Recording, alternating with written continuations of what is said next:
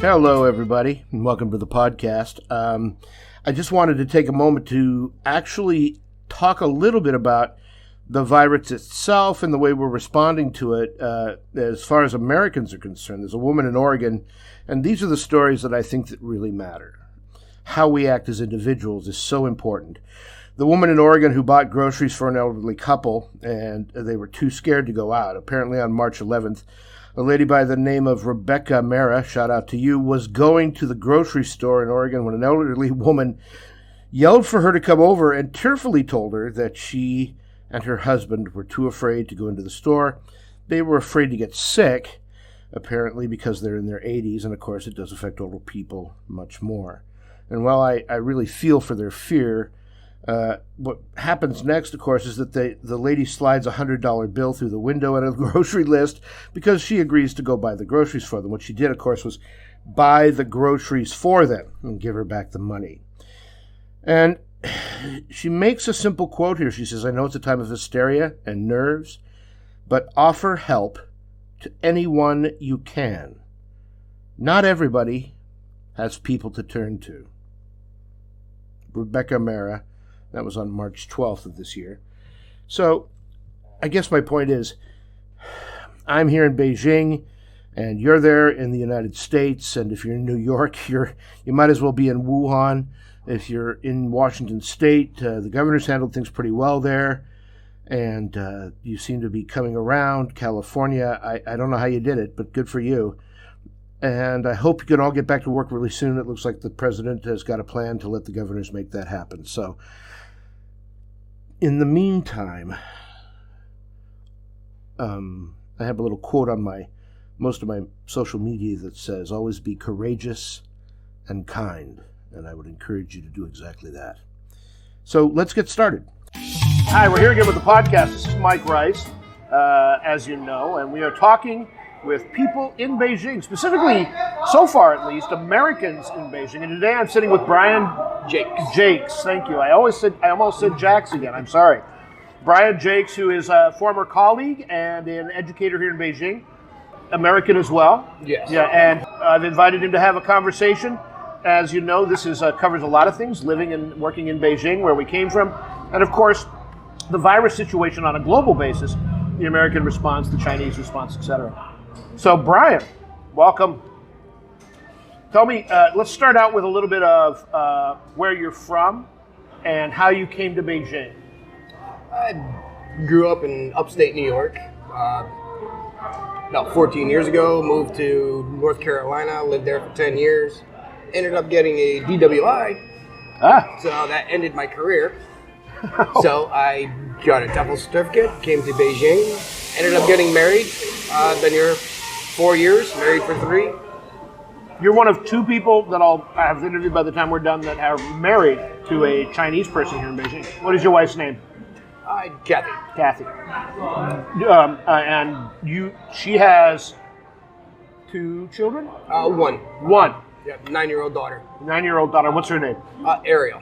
Ariel. I met Ariel. She's a very nice little girl. Yeah. And you guys live, where do you live in Beijing in terms of the city? The Dexing district. So that is north. Southern. Oh, southern. Yes. That's right. Southern Beijing. So you're actually way southern, right? Like outside the rings. Yeah, we're pretty close to the airport in the southern region. Oh, wow. That is right. I've been there, but it's odd when you get on the subway in any city, you're like, oh, where am I now? It's been a couple years since you've been down to my house. Yeah, well, you've got a nice place down there. Yeah, decent size for the price. I still tell this story to anybody who'll listen. One of my favorite stories in the world is about Kathy's dad. And the day that you and I and Mark got detained for whatever reason, I have no idea. And we were brought out of the police station, and Kathy's dad leaned over to me and he says, what did he say? He said, fuck, it was either fuck the police or fucking police. Fuck the police. Fuck the police. In English. Yes. In English. Her dad's a great guy. We drank Baijiu that night when we had dinner at your apartment. That's almost 2 years ago. Yeah. Wow. We all got pretty hammered that night. No, Right? yeah, that's true. That's true. So where have you, when were you married? How long ago was that? 3 years ago this past March. Oh, wow. Is it? Yeah. God, everything goes by so fast. It doesn't even feel like I've been here for 4 years. Yeah. Well, and so where did you when we worked together, was that where had you come from prior to that? You worked at another location in China? I believe it was, I don't even know if I'm saying it right, Beijing. Oh. Up off of line 15, Okay. second to last stop. Okay. And you taught what age groups? Anywhere between 3 years old to 13 years old. Yeah. We've had some interesting conversations. Amber was the other person that you may not even know her. That may be after your time. Yeah, I don't remember an Amber. She came in shortly after Will, who was another teacher, because they came from the same school, because that school was so. Yeah, when I was there, it was just me, you, Britt, and Mark. And then whoever else was out at the other. Brittany. Yeah, Brittany. Well, at other locations though. Yeah, because I had been up to Yuanda, teaching up at that hellhole, and that's where I met James. And then there's what's his face, Mario, who was out at you may never have met him. Never met him. He's been there. He's been in China for 7 years. Which is, yikes. That's, good for, and he's married and has 2 kids. Oh, nice. So that's pretty cool. Why did you come to China? What made you think that was a good idea? Well, before I got my DWI, I was already looking into truck driving for the military. I've always wanted to do world travel. Yeah. So my goal was to, I'd start here in China. And then I wanted to go to Russia after that, just kind of bounce around the world. Yeah. But I got married and things changed. So I'm just staying here in Beijing. Yeah, that was my whole career. All right, I was Yeah. not only just a truck driver, I was an instructor for 14 years. I taught people how to drive tractor trailers. Oh. So it was a very well-paid I job. can imagine they don't. And with a DWI, That'd be a deal breaker. Automatic 5 years of no more trucking. Oh my God. You can get your license back in a year, but you can't. No insurance company will touch you for 5 years after a DWI. So, and it was time for a career change. Yeah. And actually, I do very well here. Before this epidemic or pandemic came. That's really kind of. It was easy for a while because I was calling it an epidemic for a while, and then I realized, there's shit. Now There's it's a Italy, pandemic. there's Iran, there's the United States, et cetera.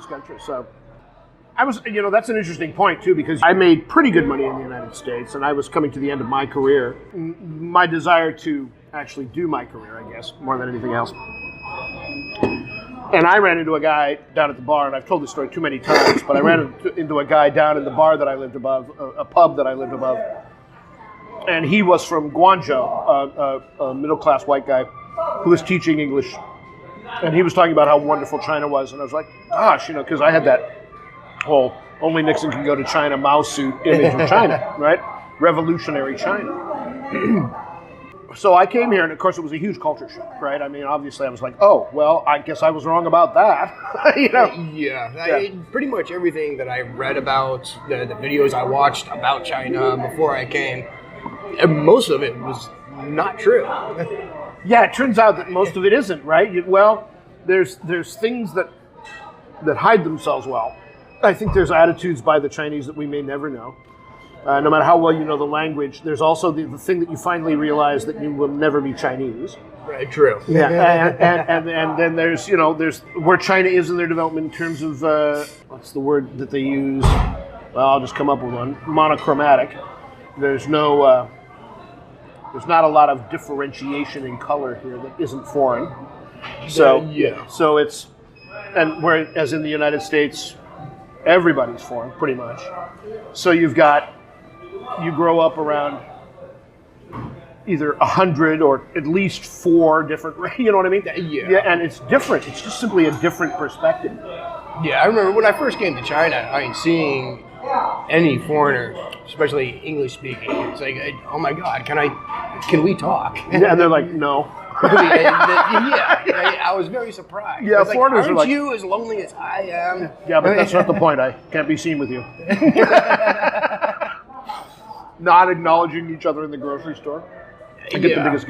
Not that they would back in the States, but I just think it's really funny because I was standing outside for a couple of weeks with a guy smoking cigarettes when I was taking a break from the first place I worked, and I realized he spoke English, and I said, "Okay, are we just going to keep pretending that we're not, foreigners?" He says, "Well, I'm not sure we'd recognize each other if we were standing on the street in America."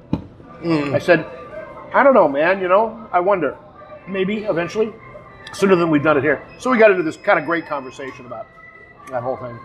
You were talking about money too, about how you're doing well here. I was doing okay, and I started that by saying I was doing pretty well there, well enough for a single guy, And I've chosen a pretty bad place to live, and I'm going to change that as soon as I can. And I think I can even afford to do it during this break. I'm trying to live only on Chinese money, so I think I can do this even during the pandemic, because a lot of people, foreigners, are leaving these great places that were unavailable prior to this, and the prices are dropping. I've been seeing a lot on my WeChat. Foreigners advertising their apartment. They're going back home. Yeah, there was a girl that came and left fairly rapidly because she didn't like the way she was being treated.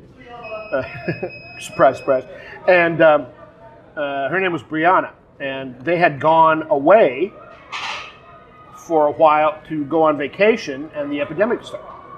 They were going to come back for the holiday, right? And they couldn't. And they said because they were afraid to for a while, and then when China put the ban on foreigners, they thought, well, we can't keep paying rent here in the States where we are and in China. So they dumped their apartment. She put an ad out on WeChat, and I asked her, because it's a cool place. It's like a loft apartment, and it's really nice. I asked her how much it was, and it's not that much more than I'm paying now for a horrible place. I live in a horrible place. So she turned me on to her landlord. I'm going to talk to him, see if I can get a good price. And, if I can get it down $500, I'd pay $7,000 a month. Why not? Yeah, I'm actually looking to get a new place by next summer. Yeah. All right, I really need a 3-bedroom with a yard. All right, I got 2 giant Akitas. I got my daughter, a huge fish tank. I really live better here than I could in America. Yeah. But being a truck driver and instructor, I never got to see my home. So that is one change that has happened in my life that I love. I get to sleep in my own bed every night. Yeah. I have a family here. Yeah. Well, and you have like the coolest father-in-law on the planet. Yes. I do. I love your old man. He's great. Recently, I've been a little obsessed with the virus, and mostly because Americans are, well, like I shared with you, I think they're acting like jumpy horses. I think every time something goes wrong, they're looking to point a finger, and it could be our Judeo-Christian roots where blame is an important part of that. But America's always been that way. I mean, they don't like taking responsibility for their own actions. It's always somebody else's fault. I think that's true for a lot of it. I think it's even more prevalent now. And now, when I say, America or China, I'm talking about the government, not the actual people. Yeah. That is a big misunderstanding that I've come across quite a few times here. I think that's true. I speak about the government, not the American people. No, and me too. In general, I will say I was a little embarrassed by the Americans' toilet paper response, but outside of that... I've had students ask me, why is everyone in America buying toilet paper? That's not going to keep you safe. Didn't you know Americans eat toilet paper? And honestly, I don't know why toilet paper is disappearing so fast. Yeah, how do you answer that? I can't explain it to them because I don't understand myself. No. There was for what it was about 2 weeks. There was a few things that weren't in the stores. Hand sanitizer became unavailable. Masks. Yeah, a few things like that. But I'm talking about here in China, and then that went away. People stopped hoarding. People started acting more like people who understand that there are other people who need them. Well, for a short period of time there, you couldn't find a mask. Yeah, that's true. And we're not wearing masks now, which I think is an important point. So, I don't have a whole lot of faith in the masks keeping you all that safe, I wear it because you'll get scolded for not wearing it. Yeah, but not just scolded. It's I mean, I walk both my Akitas at the same time, and nobody gets anywhere near me. They see want to see my 6 feet my separation? male Here it is. 80 pounds. Yeah. Oh my God, they're huge. Yes. And then the female, she's still a puppy, but I mean, she's still around 40 pounds. Are you allowed to have those dogs way out there? Because in Beijing, you wouldn't be allowed to have them.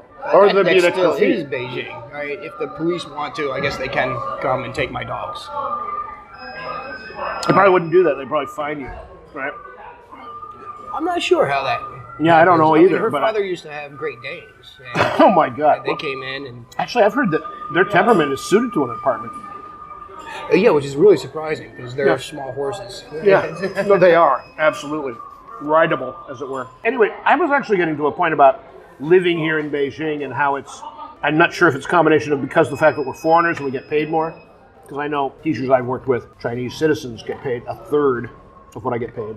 Yeah. So I wonder how much of it is a little bit unreal. You know what I mean? I don't know. What do you think about that? Because I do know that we're paid more for what we do because of who we are.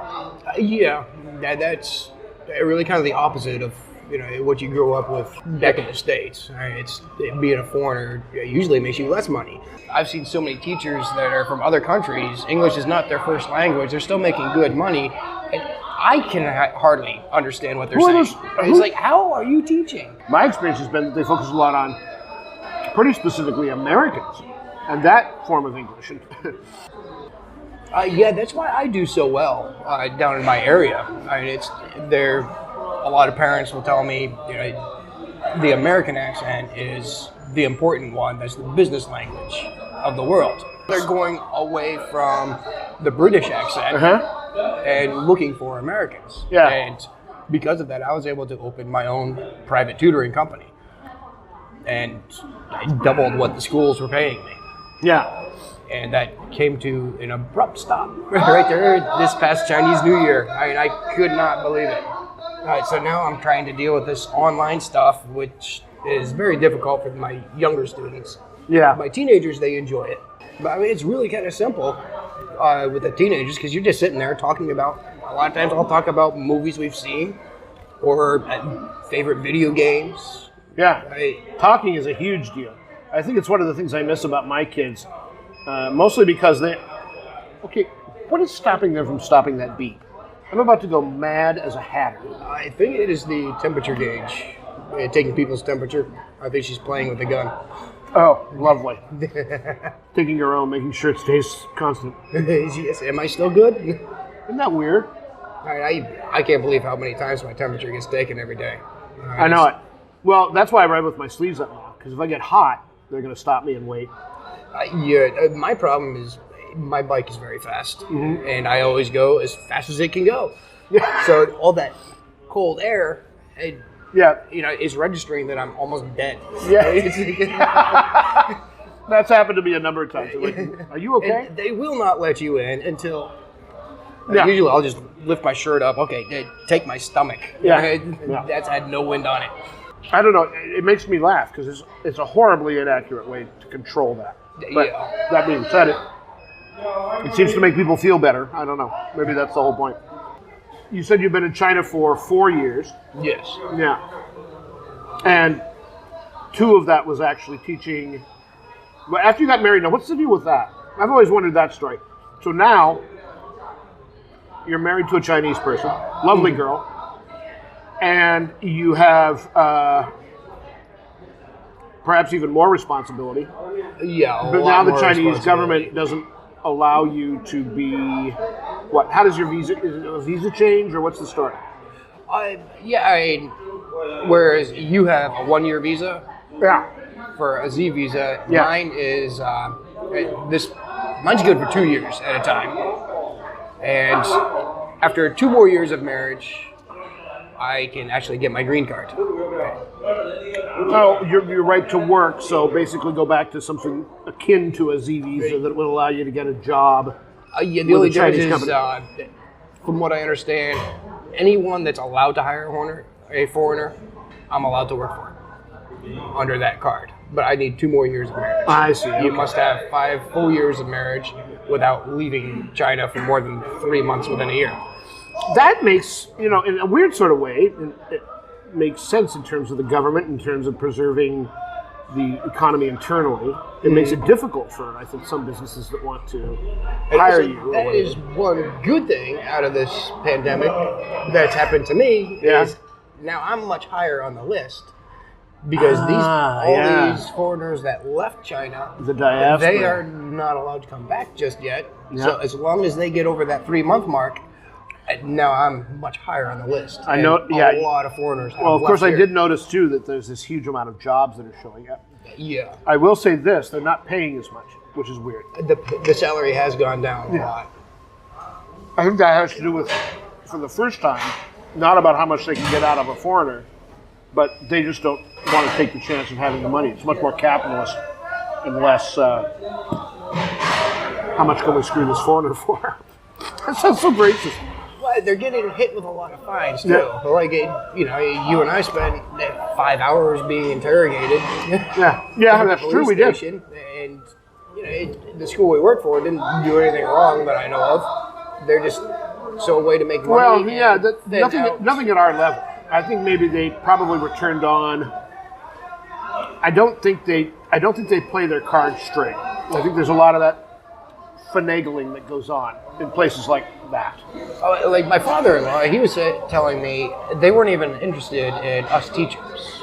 Right? They're after her. After money. Oh, after money. Now, is that how that was? For you and I, she had to pay, $6,000 for each of us. Yeah. She had her own school fines. I'm not sure if Mark got any fines. No, I don't think any of us did. You and I did. Well, I didn't pay him. No, the school paid him for us. Yeah. And then school. Well, they got better. Robbed me. No, did they? Oh, yeah, remember? Oh, that's true. Yeah, he even promised me right there outside the police station. Did it right in front of both of us. Josh. They were just doing what they could. Christina is that. She's a crook. Yeah. I was going to try to be. I can't be nice. Yeah, I wasn't even going to try to be nice. I was just going to try to sound smart, but you just hit the nail on the head. So I kind of remember that too, because I remember it being, and Mark was pretty nervous for a while there, and I'm not sure why, because he'd been there longer than any of us. But he's also gotten into a lot of trouble, from what I understand. Oh, that's true. He used to brag about going around fighting and stuff. Yeah. So he already had a young buck. My wife, she was outside where we were being held and was listening to all the policemen. They really wanted to nail him with something. I don't know what was behind all that. She couldn't get any more details. They kept saying we have to find something. This is Mark's wife. No, my wife. Oh, your wife. Oh, that's right. She was there that day. I remember. Yeah, her and my father. Yeah, that's right. My father-in-law was the first one there. He immediately got into a DD. Oh, God, he's just. I like him a lot. I remember though that I never felt nervous, and they bought us pizza. No, Christina bought us pizza. Yeah, Christina bought us pizza. They tried fucking with us. Remember, they brought in 3 sets of handcuffs, set them down in front of us. And then you said, "What are you going to do with those?" Oh, did I say that? Yes. The guy gave up on trying to mess with us pretty quick. It's pretty tough to fuck with Americans on that level. Yeah. Unless you're going to actually go hurt ahead. us. What are you going to do? Yeah. Either do it or shut the fuck up. Yeah. Okay, so I got a couple bracelets. Yeah. It's not the first time I've had them on me. Yeah, thank you very much. Or even so, what are you going to do? You can't make us disappear. No. It's too big. Mm-hmm. At this point, you pushed it. You waited too long. If you wanted us to disappear, you should have disappeared us. Yeah. That would have been a lot faster, but that's not what they want. They were after money, as you say, so that's unfortunate. That's mainly what's behind all the school raids. It's really a money game. Yeah. Well, I do know they do that. I do know that I had an accident. I had my bicycle. I was riding a bicycle for a while, and I pulled out into traffic, and those scooters, man, they don't pay attention to anything. Those guys' messages, particularly. The cars don't pay attention to anything either. Yeah, that's true. None of them do. And this guy just blew through a roundabout the wrong way. Oh yeah. And then hit me. Because he wasn't looking at the road, he was looking at his phone. Hit me, knocked me over, damaged my bike, skinned up my leg pretty good, and I just got up and walked away. I took my bike and walked away. He followed me and tried to get me to give him money. Yeah. I'm like, you hit me, okay? And he's like, I'm like, what? Are we gonna fight now? You moron, And he was really about seeing if he could get the white guy to pay up like it was my fault that he hit me going the wrong way through a roundabout. I'm like, come on, man. Well, everything here in China is videoed. Yeah, well, sort of. The funny thing is sometimes you run into the police and you say, my battery was stolen, which I've done. And they say, do you have, how do you know? Because it's not there anymore. Yeah, because it's gone. They said, well, who do you think took it? And I said, I have no idea, but I know there's a video camera outside of where I park it. No, that one doesn't work. So you never know if it does or it doesn't. Maybe it does. They just don't want to deal with it. That's the other thing. They don't pay those policemen anything. Well, the police, they're very different here than in America. I mean, in America, it's like they want to go after the possibility of being able to shoot someone. Here, some of them, yeah. If there's any danger, you might not see them show up for 30 minutes to an hour. Yeah, wait till it kind of works itself out. Yeah. One night, it was like 8 o'clock at night. My wife and I are just having, a little dinner date. Out having hot pot. And granted, 8 o'clock at night, this guy is just completely wasted. He just came up to me and... Oh, he had a problem with you. He came up and he was like, hello, Shabi.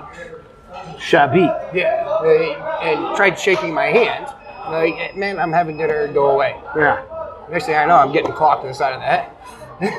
Then he took my beer, threw it across the room. So my wife calls the police, got his license plate number. Yeah. So they all left. His friends dragged him out of there after trying to, beat my ass. And it's all because I'm married to a Chinese girl. That's what he was upset about. What is Shabi? I think it's like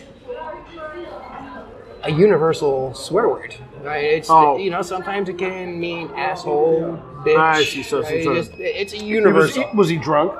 Oh yeah, he was wasted. 8 o'clock at night, completely shit-faced. But the thing is, as a foreigner, you are not allowed to hit a Chinese national. If you do, you are in a lot of trouble. God, is that true? Because everything I hear about fights in Sanlitun is if you can get the guy to run away, which is pretty easy, I understand. Chinese people don't really want to engage unless they're loaded. Yeah, because it's not really their culture. So you have to be pretty nationalistic. You have to be you sold your soul to the CCP and be drunk as a lord to go out and pick a fight with any white guy. Yeah. So so this brings the whole race thing up. I was noticing on the TV that it's not happening to black Americans, it's happening to black Africans. Because I did try to figure out, is it happening to black people I know? Well, I don't think so. About trying to get an evacuation of Africans and African Americans out of China. But I mean, it's how the news is. They never follow up on a story. But in Guangzhou, they were actually expelling people from a certain district. Yeah. And that's been sold in the media as them expelling Africans from their apartments because they're Africans, which I don't think any of that has been happening here in Beijing. I don't think it could. I don't think it could. Despite the fact that a lot of journalists have been expelled, I still think there's just too many people that would say, welcome to Instagram, China expelling black people. Yeah. And that whole incident with the McDonald's in, where was it? Oh, I heard about that too. I can't remember what city it happened. It's just stupid, And apparently the guy that runs franchises in the area goes, yeah, okay, you guys are going to close down and we're going to have a little educational session. It was just that propaganda that says that the new cases have come from Africa. And so, boom, everybody with dark skin is now suspect. And I'm like, come on. Yeah, I mean, where's the proof of where it was? Yeah. What do you mean it's coming from Africa? It's all over the damn world. Yeah. Well, they're just blaming the fact, and I don't see how that would be since nobody has been allowed to leave and come back. So that's I don't know. It just logically it doesn't follow. All I know is that it became a thing. Yeah. And I found that it made me sad because I thought I don't think China really wants to be doing this right now, and I don't know what's happened to those Africans, but I do know that I don't think China really wants to be neck deep in a racial issue that smears them globally at this point. There's a lot about China that I was a little worried that your wife was here because I don't want to offend her. Mm-hmm. And I don't know how much she waves the Chinese flag. I do know that my opinions about China and the virus are pretty conservative. These guys didn't do their due diligence, or they protected certain things. This is my opinion. They protected themselves and the party before they thought of their people. And I think every other country on the planet has been the exact opposite. And I find that interesting. And I'm still working on whether or not it's completely true, but as more and more things come out with the leaked stuff that came out on the AP today about China knowing as early as January 14th and not saying a word until a week later, after the holiday, right? Yeah. All of these millions of people, et cetera, had gone someplace already. Yeah. And it was all, I don't know. Again, what do you think about that? Because, again, my opinion is, people get enough. I really try not thinking too much into it because I don't know what to believe. Yeah. You read the news, when I read the news, I'm reading from 3-4 different sites, and whatever is said the most common, the most similar between them is most likely the truth. But a lot of times the stories are just completely different from each other. Yeah, you really don't know what to believe. It's just really rough. I think the media has taken on, whether it be conservative or liberal, a very strong bias one way or the other. And we don't seem to get the straight take anymore. I'm not sure we ever did, to be honest with you. Probably not.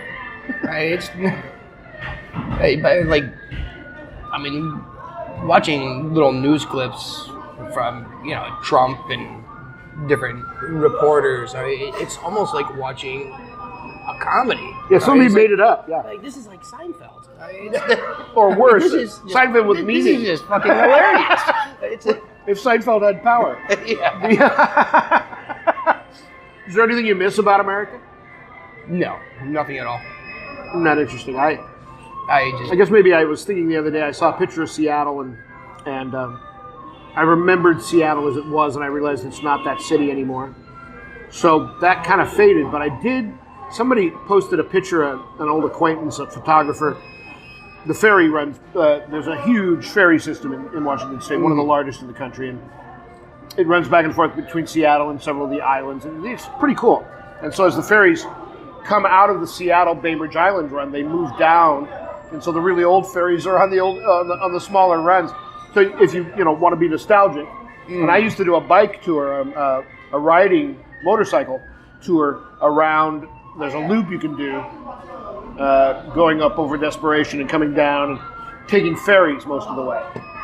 So that used to be a lot of fun. And I saw a picture of the ferry boat riding across Puget Sound, and all of a sudden I had like a sense memory of the salt air, and I realized. That's the kind of stuff I'd miss if I was living in Kansas. So I'm not sure that that's something that would make me go home. Because if I want to go smell the salt air, I can go north in this country and hit the coast on that. Yeah, exactly right. I can go to the South China Sea and have nice beaches. Yeah, that's actually where we had our honeymoon. Well, I was offered a job down there, and I should have taken it. I'd be happier now by a long shot. I'd be sun in the sun, and I wouldn't have the restrictions in terms of what I could ride. I'd be riding a real motorcycle, Yeah. Thought about getting a Chinese driver's license, or do you have one? As soon as the school opens up, because I have to go through another driving school to get a Chinese driver's license. There's driving schools? Because, right up the street from me. I can walk to the school. I got it. I want that. Because I tried to take, I downloaded it has all the questions in English, which means that And you know how things translate. They're translated awful. I know.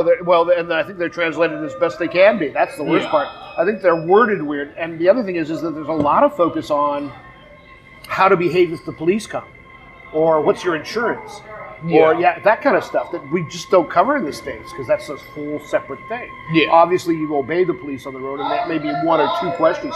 But the police don't do anything to you. I mean, I've never seen anyone pulled over in the past 4 years I've been here. Yeah, and I'm not sure if it's that they clear them quickly or that I've just not been out on the road enough, but I've never really seen any major accidents. The only thing you hear tale of is that one big traffic jam that happened 3 or 4 years ago.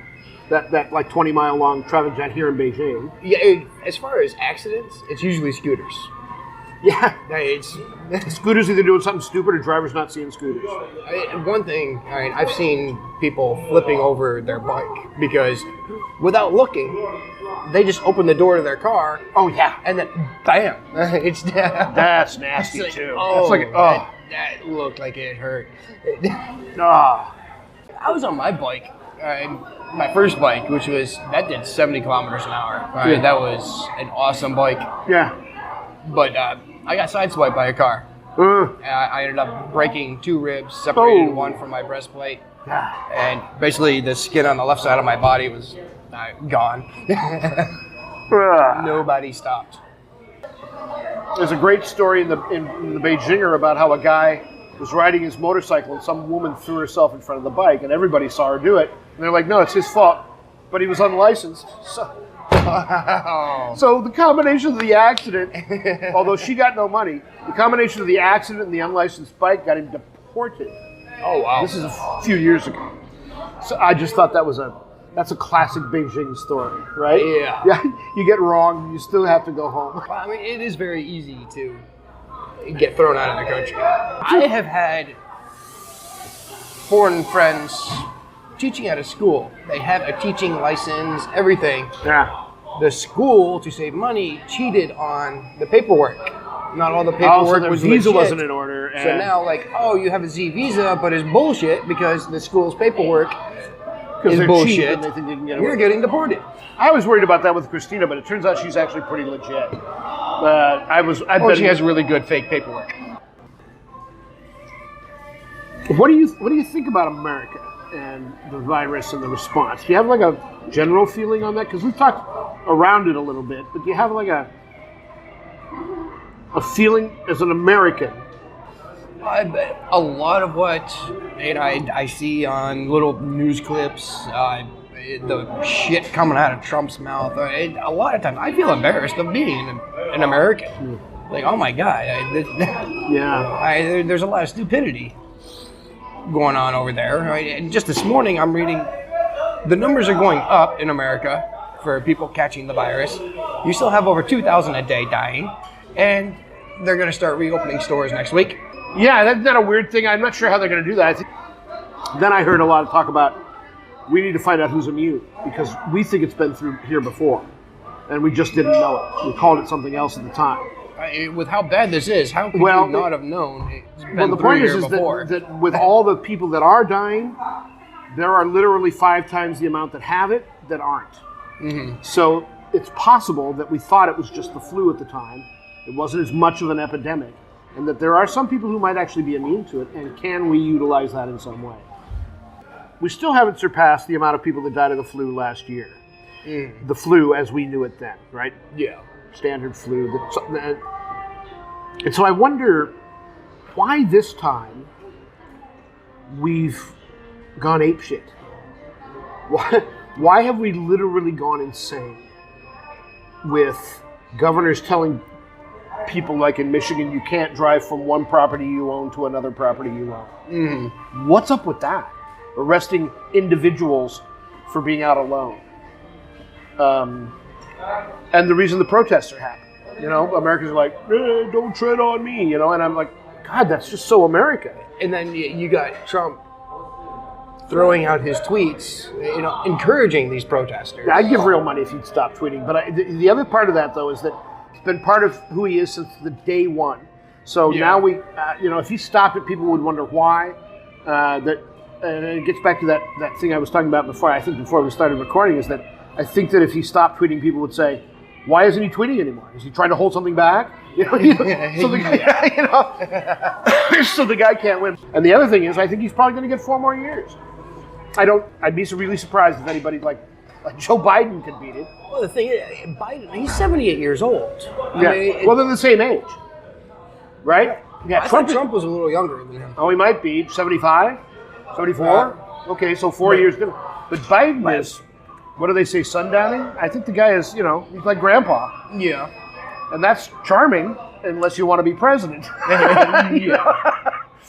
Just the way American people are, whether Trump shut the country down right away or did nothing.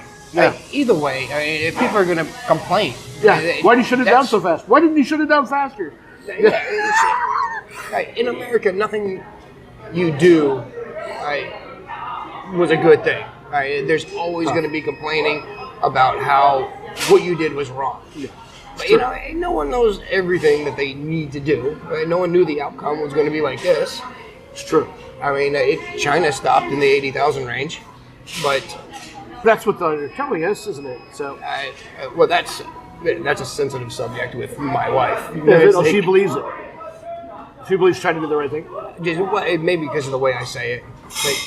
China's just a bunch of liars. Oh, that would be a problem. I really piss her off. If you put it that way. It's like, come on, the news is so you don't know what. Well, and again, it's that separation we've talked about. I don't think Chinese people are a bunch of liars. I think the government is more interested in keeping power than it is taking care of its own citizens. And I think, I see that too. Yeah, I think that especially with the president they have now. Everything all the problems that he has started. Yeah. With pissing off Japan, America with the South Seas. And, I used to have a lot of sympathy for that because obviously Japan was horrifying to China. China's just really been pissing a lot of people off, and then you get Trump coming in, and then he's just. It's almost like he's putting that final nail in the coffin. There's no way to win for complete separation between the two countries and any possible future. I think what I've been reading, at least as far as broadly as I can tell, is that a lot of countries are starting to say, okay, you need to become more transparent, China. And then it gets down to hell with China. What about the WHO? The World Health Organization. What have they done? I think there's something even helpful, weird going on there. Yeah, that's just bizarre. It really, again, another election year where we have no good choices. But the thing is, America needs a lot of change in its government, right? Get some fresh, new, young minds in there, and quit going with these super rich people. How can they really help you? Right? Because they can't relate to you. They're filthy rich. Most of them have been filthy rich their whole lives. Yeah. They've never known the struggle of normal, everyday American people. Yeah. They can't. They don't know struggle. They don't know how to relate to that.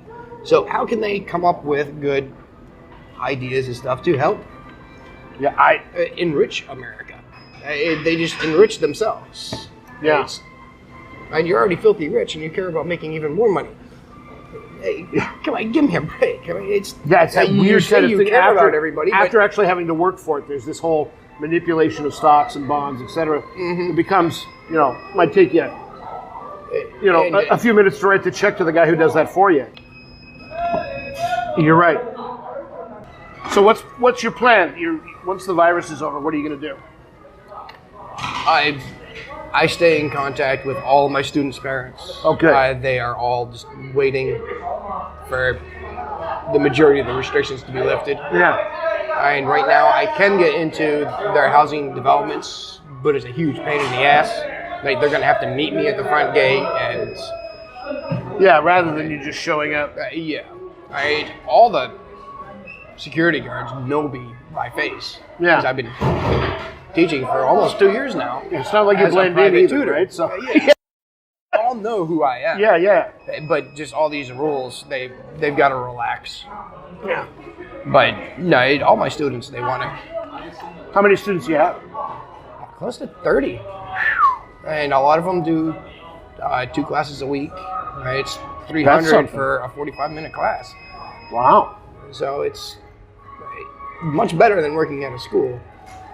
I don't have office hours. Yeah. And I will all say my classes are only 45-minute long classes. Yeah. I mean, I've been doing the internet stuff. I mean, actually, one of my students is I got the student during the virus, which surprised me. I've got another one that is waiting to be able to start with me, but she wants in person. Yeah. So she's just waiting. So and that's 2 new students during a pandemic where everything's under lockdown. So and it's your income literally just almost stopped. Yeah. I mean, I went from over $30,000 a month to $3,000 a month. So I mean, it's, wow. But luckily, my wife works. She's in stocks and trading, so she still does very good. She was able to work from home, so she didn't really lose any work. But she's still making her full salary, doing good. So she's a broker of some kind. Yeah. It's called something else. Something's lost in translation there. I mean, I just know she does something with stocks. Come to find out she's an international drug dealer. Oh, that kind of sales. That's funny. Your daughter is beautiful. She's a good, nice kid. How's she doing? Are you teaching her at home? A little bit. We put her at her grandmother's when Kathy started had to going back to work. Because she's on the subway every day. Easy to catch it on the subway. Yeah.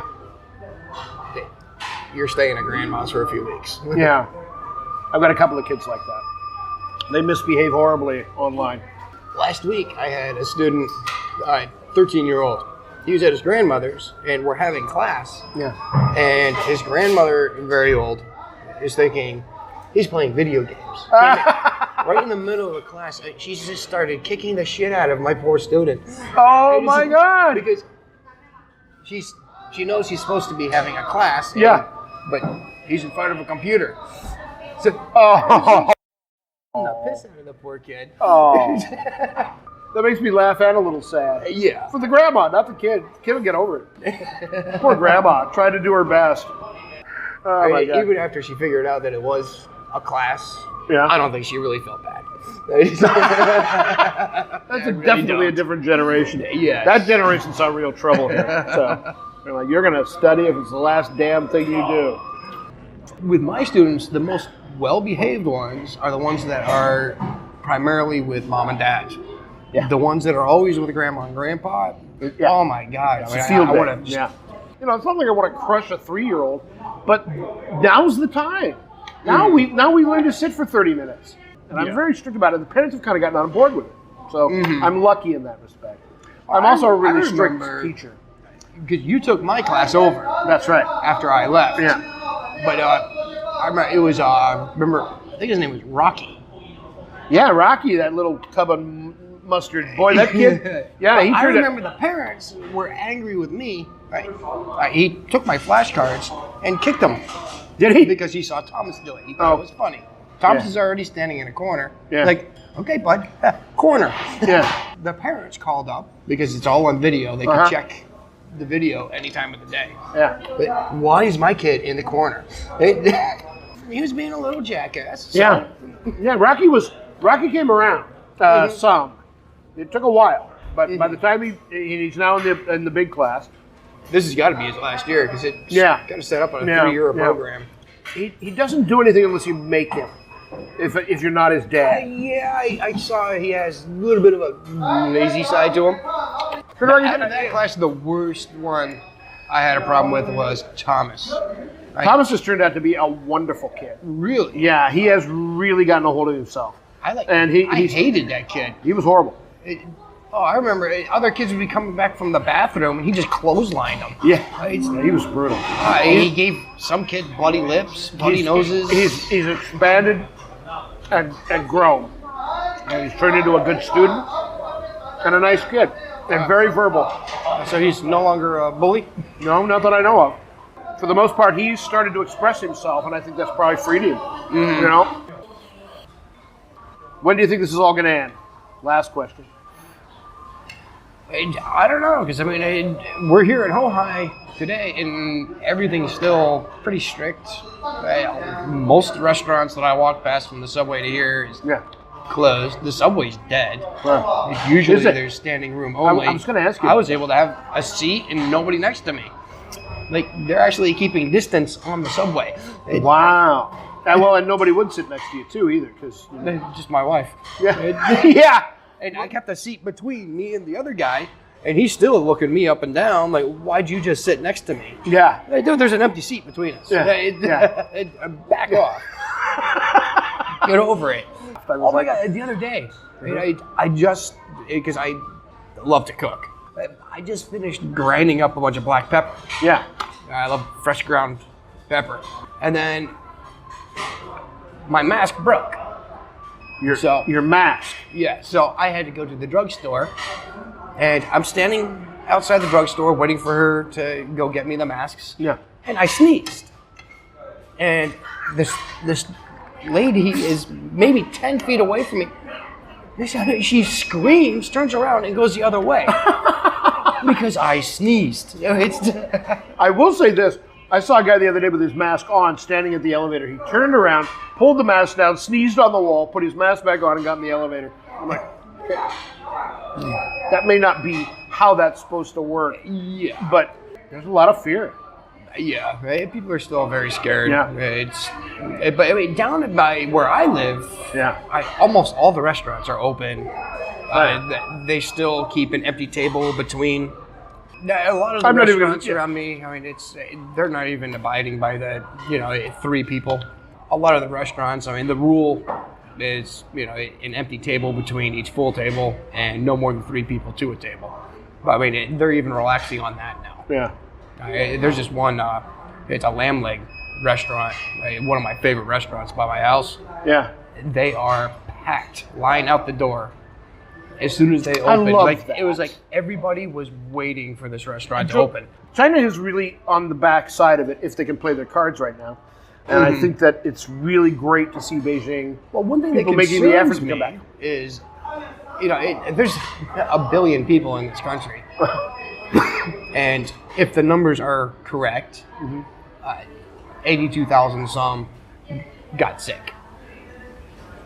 So whoever survived out of that, okay, they probably can't get the virus again. Right. Well, that is such a small number compared to the amount of people that live here. Yeah. So like in the end, America will be better off because their number is so high. It's like you never catch the same cold twice. It can sweep across China still. Well, that's the thing, isn't it? They're talking about a second outbreak in Wuhan. So. Oh, I haven't heard that. Yeah. It's like I can't get any news on China. I can hear about the rest of the world. I can't hear anything about China. Well, what about, do you have a VPN? Yeah, I got a VPN. Oh, well, I don't know. Reuters is always good. Well, what I don't understand is, like, Italy went into full lockdown. Yeah. Right? Same as what they did in China. It's weird, isn't it? Their numbers are so high and China's are so low. It doesn't make any sense, especially with the culture here. Yeah. Everybody, and when it happened. And there's not really any choice but to be all clustered together. There's so many people. There's no fucking room to keep and distance. Even if it wasn't, it's all about being together. Family is a tight knit thing here, and so I mean, I look at the numbers and how quickly they rose in other countries, and then I look at the history of China throughout this virus. It doesn't add up to me, making sense to me. It's been jokingly called a couple of times the Chinese miracle. If it's true, it's a miracle. Again, I can't say enough how much I love living here. Do you want how much? I'll take one more. Brian. Leanda, piso. Leanda. Piso. Leanda. I hate that. I'm saying it's perfect, but your Chinese has improved a lot. But it's like it's because you're married to a Chinese person. Is that true? I asked somebody else that. Is it true that Amber, who's married to a Chinese man, Is it true that your Chinese has improved since you've been married to a Chinese person? Yeah, a little bit. Do you speak English or Chinese at home? We have house rules of English only for the girl. Yeah. So, because she is just like any other kid. She's going to go the easiest route possible. And if she wants to talk to me, a lot of times she knows how to tell me in English, but she doesn't want to have to think about the words.